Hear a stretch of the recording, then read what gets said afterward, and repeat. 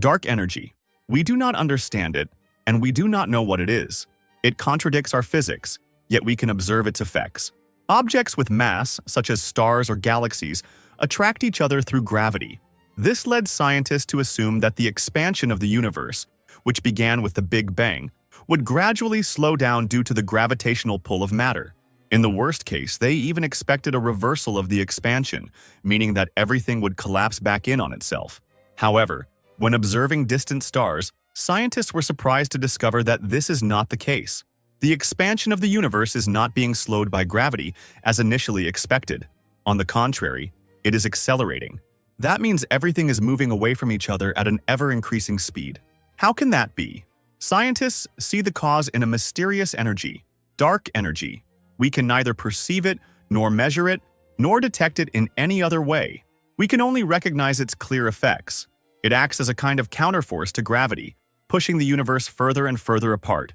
Dark energy cannot be understood within our current physics.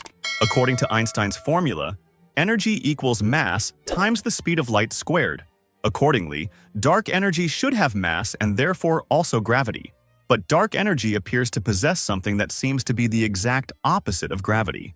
In the search for answers about what dark energy actually is, scientists have developed numerous theories. One theory suggests that dark energy is a property of space itself. This idea goes back to a model proposed by Einstein, in which empty space is not nothing but possesses its own energy that creates more space.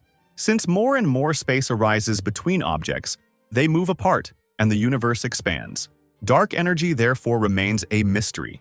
Nevertheless, it is an important phenomenon and essential for our understanding of the world.